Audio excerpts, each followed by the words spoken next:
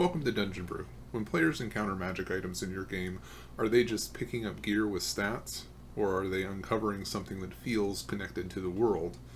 Are the items simply bonuses, or do they offer something more, something that takes time to discover? Well, I've been working on these questions. Stay tuned. Welcome to Dungeon Brew.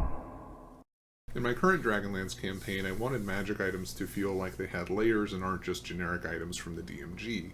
Dragonlance, when it comes to magic items, is fairly low magic, but it is known for its legendary artifacts, and I wanted to capture that.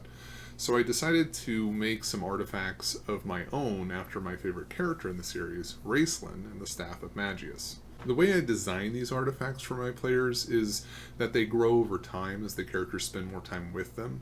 The key here is that the players need to actively interact with the items, whether that's through praying, studying, or training.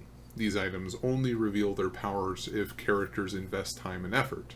Of course, I allowed plenty of downtime in-game for characters to learn about their items. For a few of you, this idea may be striking a chord. That's because this idea is a bit like the Weapons of Legacy from D&D 3.5, but with some differences. Like those weapons, these items become more powerful over time, but instead of leveling up with a character automatically, these items require characters to actually engage with them to unlock abilities. You don't just get the power for free, you have to work for it. In my current iteration of this idea, and unlike the Weapons of Legacy, there aren't any penalties for using these items. The focus was mostly on rewarding the effort players put in, however, that is my first question.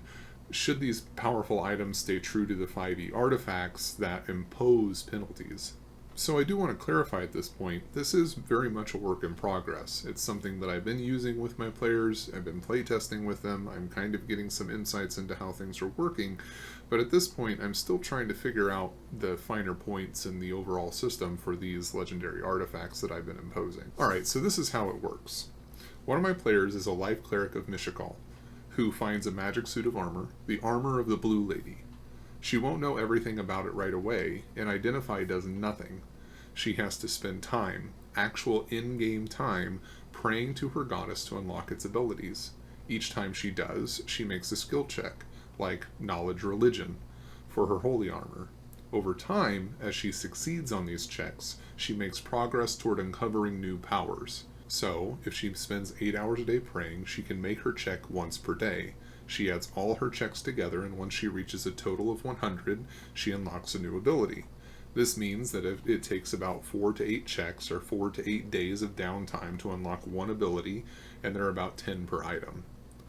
Similarly, my player's wizard's magical robes, the Robes of Magius, require Knowledge Arcana checks, following the same mechanics. Each player has their own artifact that is tied into the lore of the game. They're not just pieces of gear, they become part of their character. Now, I feel like this setup for magic items adds a lot of depth. They become part of the game in a way that's more interesting than just handing out new loot. For GMs, it also opens up cool storytelling possibilities. You can tie the items directly to the world's lore or culture, making each of them feel part of the game's history. In addition to the other items I mentioned, I created a Dragon Lance, the Kinder Spoon of Turning, and Huma's Sword.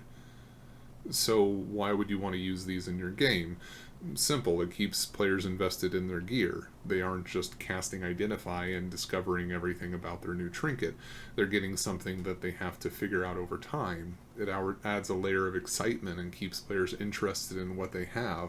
Plus, it slows down the magic item rewards, so players just don't replace their gear all the time, while also giving them the benefit of minor magical items that usually end up as vendor trash because the boots of striding and springing usually don't stick around for very long. Not to say that they're bad, it's just that you usually end up replacing them with something better down the road, and this way they can still benefit from them from time to time if they want to, depending on how the gear is put together. Alright, so let's talk about some concerns and caveats that I have about this. First of all, let's talk about pacing. As a GM, you get to decide how quickly players unlock these abilities. In my game, I set the points to 100 because I knew how long my game would last. I wanted them to unlock everything before the end. But you can adjust that depending on your game's speed. For slower, exploration-heavy games where there's a bunch of downtime, you might want to set a higher threshold so finding new powers feels like a big reward. In faster paced games, lower thresholds might keep things moving. You can also set a DC with a number of successful checks, or really anything that makes sense for your group. The point is to allow them to continue to discover new things about their items over time. So I know complexity might be a concern, and maybe I'm not explaining it well, but some people might worry that having a bunch of different skill checks or layers to unlock could get confusing, but in my experience, that hasn't been a problem. Once players understood how it worked, it was pretty straightforward, and they've been really into it. Playtesting in my current group has shown that it adds more fun without slowing things down. Oftentimes we're rolling between quests or on breaks, and it gives players something to do. Balance is important. I give each player one of these items so no single character becomes too powerful too quickly. Admittedly, the reason I'm not throwing all these out to you right now is because there is still some tweaking to do on my end. The abilities tied to the items are small, once-a-day powers that fit into the game without breaking the balance of the party, with more significant bonuses coming as more of the abilities are discovered. Of course, it still requires testing to make sure they stay balanced as the characters level up, but the idea is to make the items fun without overdoing it. I also tailor the items to each character. The cleric gets the holy armor, the wizard gets the magical robes, and so on.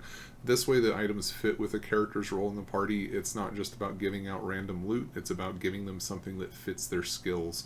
I tried to make sure that the items complemented the character's class and abilities as I created them, rather than just willy-nilly throwing a bunch of abilities onto an item. Finally, scaling. These are meant to be big, important items for the characters. Items that grow as the characters do. As they level up, so do the items. Each new ability is meaningful without being too strong, and the players know these items will keep evolving as the campaign goes on, allowing them to invest their characters in the item and self-identify their character with the item as well. So, if you're looking to add more depth or mystery to your campaign, let me know and I will work on creating versions of these to put on our Patreon, which of course will be free. I'm just kind of throwing this out here as kind of an idea that I had, something that I've been working on, and I'm interested to see if the community thinks that this is something worth investing time in, or something that you would be interested in seeing versions of these pop up, either on our channel or on our Patreon or both. Thanks for watching Dungeon Brew. If you're looking for ways to make your campaign's magic items more engaging and rewarding, I'm pretty excited about this concept, and I really do want to hear what everybody thinks about it. If you enjoyed the video, don't forget to subscribe for more tips and ideas to improve your homebrew games. Hit the like button, leave a comment below sharing how you handle magic items in your campaign or what you think about this idea. Check out our Patreon for more resources. Everything we post there is free. And until next time, happy gaming. Dungeon Brew.